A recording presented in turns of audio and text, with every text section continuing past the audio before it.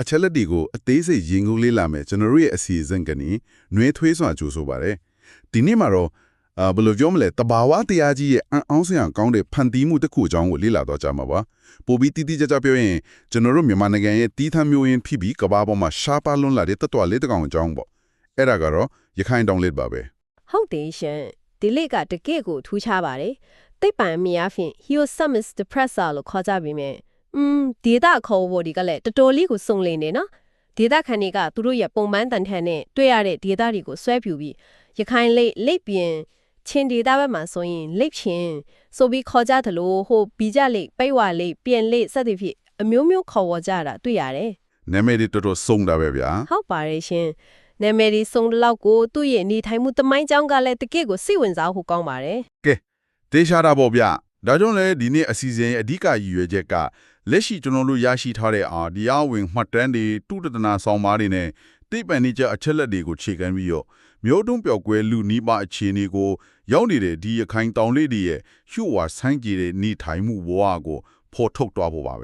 ဲဟုတ်ပါတယ်သူတို့ရှင်တန်ဖို့အတွက်ဘလို့ဒီရုန်းကန်နေရလဲထိုင်းဆောင်ရှောက်ရေးအခြေအနေတွေကကောလက်ရှိမှာဘလို့ရှိနေလဲဆိုတာတွေကိုပါတပါးတည်းဆွေးနွေးသွားကြမှာပါကဲဒါကိုတိတိကျကျရှင်းကြည့်အောင်ပထမဆုံးအနေနဲ့တောတွင်းကတကယ့်ရှုဝါဆိုင်ကြီးတဲ့တတ္တဝါတကောင်ကြောင့်ပုံမြင်ဆန်းဆန်းလေးဆက်ပြောခြင်းပါတယ်ရခိုင်တောင်လေးတွေကိုတောရိုင်းတဘာဝထဲမှာလုံးဝမျိုးတွန်းသွားပြီလို့သိပ္ပံပညာရှင်တွေကတစ်ချိန်တုန်းကတရားဝင်လို့တတ်မှတ်ထားခဲ့ကြတာပါ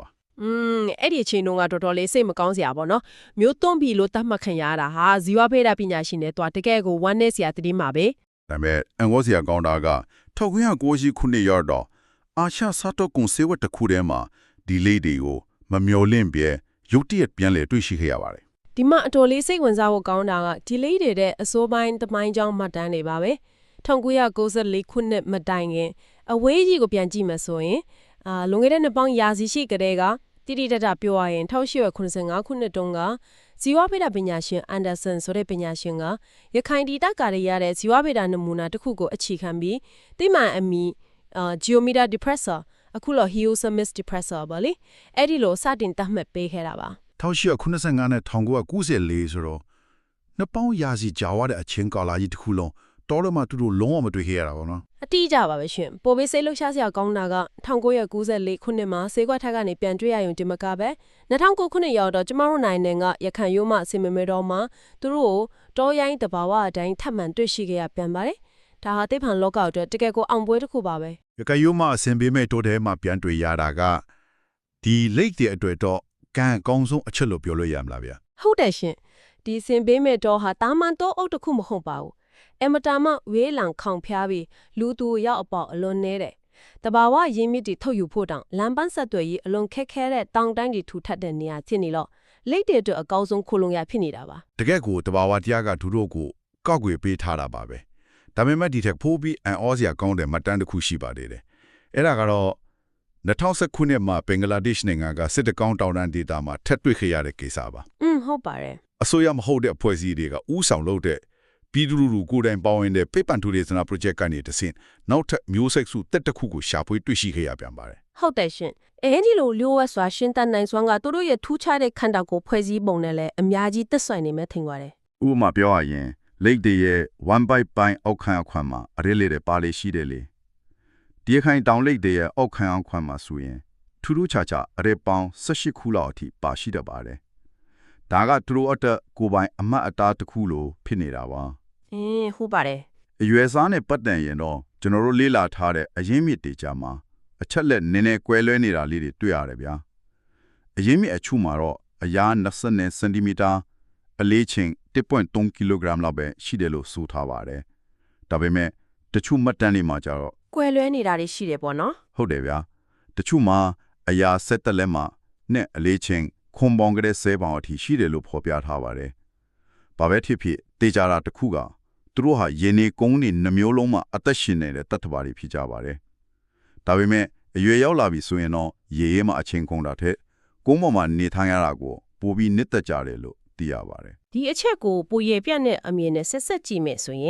်သူတို့ရဲ့ဂေဟာစိတ်နစ်ကတော်တော်လေးတိတန့်ဆန်တာကိုတွေ့ရပါမယ်သူတို့ကတာမန်ရွှင်နွံတော်တွေမှာနေတာမဟုတ်ဘူးအပူပိုင်းအမြဲစိမ့်တော်တွေဝါတော်ထူထက်တဲ့နေရာတွေနဲ့ ချောင်းငယ်လေးတဲ့အနီးနားကကုန်းရည်တွေမှာနေထိုင်တတ်ကြပါတယ်။အော်စရာအကောင်းဆုံးကသူတို့ဟာတောင်ဆောင်တွေမတ်ဆောက်တဲ့ကြောက်ဆောင်တွေကိုတွေ့တတ်တဲ့နေရာမှာအလွန်ကိုကျွမ်းကျင်ကြတာပါပဲ။ ဒီနေရာမှာတကယ်ကိုစိတ်ဝင်စားစရာကောင်းလာတာကသူတို့ရဲ့နေထိုင်မှုအချင်းစရိုက်ပါပဲလိတ်တွေကနေကွေးတယ်လို့ထင်ရပါမယ်သူတို့ကတောင်တက်ကျွမ်းရုပ်တွေမကားဘူးနေထိုင်မုံကလည်းရတိတပါလို့ကျင့်ကြံနေထိုင်တတ်ကြတာပါဗျာဘယ်လိုမျိုးအောက်နေတတ်လို့လဲရှင်တနေ့မှာ12လရှိတဲ့ထဲက6လလောက်ကိုဘာမှမလုပ်ပဲငင်တက်စွာအိတ်ဆက်နေတတ်ကြတာဗျာငှက်ပြောမြစ်တွေတော်တွေကတရက်6ပုံတွေအောက်မှာဖုံးအောင်နေတတ်ကြတာပါအကြာကြီးပဲနော်ဟုတ်တယ်ဗျာမူးရသည်ရောက်လာပြီးမူးရဆက်တွေကြားလာမှတာအသက်ဝင်လာပြီးအပြင်ထွက်အစားရှာထွက်တတ်ကြပါတယ်တက်ကက်ကိုအိမ်မက်ရှည်ကြီးမက်နေတယ်လို့ပါပဲအဲ့ဒီလိုကိုလောက်လုံးအရာကြီးအိတ်ဆက်ထားတဲ့အတွက်သူတို့အသက်ဝင်လာတဲ့အချိန်မှာအစာအာဟာရရှာဖွေမှုကလည်းအရန်ကိုအရေးကြီးလာပါတယ်အစားစားတဲ့အပိုင်းမှာသူတို့ကအပင်ရောတတ်တော်ကိုပါစားသုံးတဲ့တတ်တော်တွေဖြစ်ကြပါတယ်အထူးသဖြင့်တစ်တော်ချမ်းပင်ပေါ်ကြွေကြနေတဲ့တစ်သီးတွေကိုအလွန်ကြိုက်နေတတ်ကြပါတယ်တစ်သီးစားနေတဲ့အချိန်ဆိုရင်တော့သူတို့ကအေးအေးဆေးဆေးပါပဲအတန်းစားတဲ့အချိန်ကြတော့အဲ့ဒီလိုမဟုတ်တော့ဘူးမလားတည်ကြပဲလေရှင်ပုံမှန်အချိန်ဒီမှာငိန်ကုတ်ပြီးအေးဆေးနေတတ်ပြီးမြဲအစားစားတဲ့အခါအထူးသဖြင့်ပိုးကောင်းနေဒီကောင်းနေငားတွေနဲ့အခွက်မရည်နေတတ်တော်တွေကိုဖမ်းယူစားတော့တဲ့အခါမှာတော့လုံးဝကိုအသွင်ပြောင်းသွားတတ်ပါတယ်အလွန်ကိုချမ်းတမ်းရဲ့ဆက်ဆိုအမဲလိုက်စားတော့တတ်ကြပါတယ်တကယ်ကိုချမ်းသာချက်ပဲဒါဖေမျိုးပွားရသည်ရောက်ပြီဆိုရင်လည်းအထီးတဲ့အချင်းချင်းညာမှာအပြင်းထန်တိုက်ခိုက်တတ်ကြပါသေးတယ်ဒါဆိုရင်ဒါတွေအလုံးအဘာကိုဆိုလိုတာလဲဆိုတော့မိကုန်းထုတ်เสียထီလာတယ်ဒီလိုတက်လုံကောင်းကောင်းနဲ့အေးဆေးဆေးပုံအောင်နေတတ်တယ်တောင်းနေလဲတတ်နိုင်တယ်လိုအပ်ရင်လည်းပြင်းပြင်းထန်ထန်အမဲလိုက်ရှင်တန်နိုင်တဲ့တတော်တွေကဘာကြောင့်မျိုးသွင်းမဲ့အန်ဒီရနဲ့ရင်ဆိုင်နေရတာလဲအဲ့ဒါကတကယ်ပြဿနာပဲရှင်ရခိုင်တောင်လိတွေဟာလက်ရှိမှာနိုင်ငံတကာတဘာဝထိန်းသိမ်းရေးဖွဲ့စည်းတွေရဲ့သတ်မှတ်ချက်အရကမ္ဘာ့ဆင့်မျိုးသွင်းလူနီးပါးအန်ဒီရရှိတဲ့အဆင့်သတ်မှတ်ချထားရပါတယ်သူတို့ရဲ့မျိုးဆက်30အတွင်းမှာတင်အချိန်အပြင်တွက်ကြည့်ရင်စုစုပေါင်း85နှစ်လောက်အတွင်းမှာပဲအကောင်ရဲ့80%ကျော်အထိကျဆင်းသွားခဲ့ပါတယ်ဒီအချက်ကအရေးကြီးတဲ့မေးခွန်းတစ်ခုကိုဖြစ်ပေါ်စေတယ်ရှင်ဒီလောက်ခေါင်ဖျားတဲ့တိုးကြိုတောင်ကြားမှာနေတဲ့လိတ်တွေကိုဘယ်ဟာရတွေကများချင်းချောင်နေတာလဲဆိုတာပါပဲမှန်ပါတယ်ဗျာနိုင်ငံတကာကုန်သွယ်မှုကြောက်ထိခိုက်ရတာထက်ဒေသခံတွေအထူးသဖြင့်ချင်းနဲ့ရခိုင်လူမျိုးတွေကစားနဲ့ရိခါတွေဖန်ဆီးစားတော့ကြတာကဒီမျိုးစိတ်အတွက်ပူမိုချီမားတဲ့ချင်းချောက်မှုတစ်ခုဖြစ်နေတာကိုတွေ့ရပါလေဒါဟာကျမတို့အနေနဲ့ဘသူကမှပလိုက်ပြီးပြောတာမဟုတ်ပဲအချက်လက်တက်တက်တာတင်ပြရချင်းဖြစ်ပါတယ်ဒါပေါ့လေပြီးတော့သူရုနိုင်ငံဘက်ကအင်္ဂွေတရဆန်ကုန်တွေကလည်းဖန်ဆီးရောင်းဝယ်နေကြတာရှိပါတယ်ဒါပေမဲ့နီထန်ရဒေတာပစ္စည်းဆုံးရှုံးမှုကအဆိုးရွားဆုံးဖြစ်ပါတယ်ရွှေပြောင်းတောင်ရလုပ်ငန်းလိုမျိုးတောမှုရှုပ်ပြီးစိုက်ပျိုးရေးလုပ်တာတယ်စီးပွားဖြစ်တဲ့ထုလုပ်ငန်းတွေနဲ့ဝါခုတာတွေကြောင့်သူတို့မိခိုးနေထိုင်ရတဲ့နေရာတွေအများကြီးဖြစ်စီနေရပါတယ်သူတို့က6လလောက်တည့်ရ6တေအောင်မှအောင်းနေရတာဆိုတော့တော်မီရှိုးလိုက်ရင်သူတို့အတွက်အသက်အန္တရာယ်ချက်ချင်းကြုံရတာပါပဲဟုတ်တယ်ရှင်နေစရာမရှိရင်ရှင်တမှုဖေလို့မှမဖြစ်နိုင်တော့ဘူးလေဒီလိုချင်းချောက်မှုတွေအမျိုးမျိုးကြားတဲ့မှာသူတို့ရဲ့တဘာဝမျိုးပွားမှုနှုံကလေအရန်ကိုနေကွေးနေတာက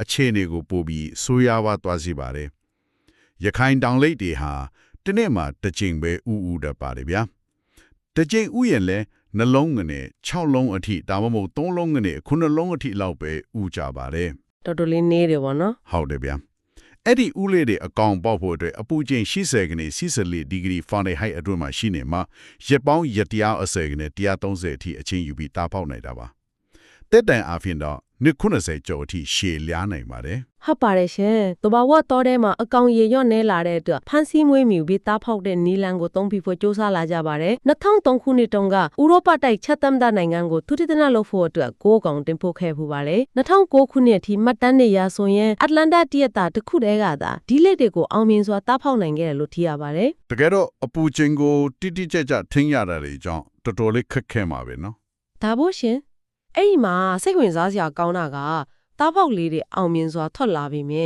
အဲ့ဒီသားပေါက်တွေဟာအရွယ်ရောက်ဖို့အသက်9နှစ်ကနေ9နှစ်အထိအချိန်ယူရတယ်။ဒါကြောင့်သူတို့ကမျိုးပွားနိုင်တဲ့အရွယ်ကိုမရောက်ကြသေးပါဘူး။မျိုးဆက်တစ်တွေထပ်မံပွားများလာဖို့ဆိုတာအချိန်တော်တော်လေးစောင့်ရောက်မယ်အခြေအနေပါ။ကဲဒီနေ့ဆွေးနွေးခဲ့တာတွေကိုပြန်ပြီးအချင်းချုပ်ကြည့်ရမယ်ဆိုရင်ရခိုင်တောင်လိပ်တွေဟာတနစ်မှာ6လတတိတရ6တွေဟောင်းမှာအောင်းနေတတ်ပြီးအစာစားတဲ့အခါမှာကြမ်းတမ်းတက်တဲ့အလေးထားရှိပါတယ်တောင်တက်လဲကျွမ်းကျင်တယ်လေဟုတ်တယ်ဗျာတောင်ဆောင်တွေကြောက်ဆောင်တွေကိုလည်းကောင်းကောင်းတက်လိုက်တယ်သူတို့ရဲ့တဘာဝစွမ်းရည်တွေကထူးခြားပါတယ်ဒါပေမဲ့ 1S ရောက်တော့နေရဒေတာပျက်စီးမှုတွေစာနရိခဖီဖန်စီခံရမှုတွေကြောင့် အခက်အခဲတွေနဲ့ရင်ဆိုင်နေရပါတယ် ဟုတ်ပါတယ်ရှင်ဒါဟာတဘာဝပတ်ဝန်းကျင်ထိန်းသိမ်းရေးအတွက်အများကြီးတတိပြုရမယ့်အချက်တစ်ခုပါပဲ ဒီတော့ကျွန်တော်တွေးမိတာတစ်ခုရှိတယ်ဗျာရခိုင်တောင်လေးတွေဟာသူတို့ဘဝရဲ့အခြေအများစုကိုတရက်6တိအောက်မှာအတန်တိတ်ဖုံးအောင်နေထိုင်ကြတယ်လေနားစင်သူတွေအနေနဲ့စဉ်းစားကြည့်ပါဗျာ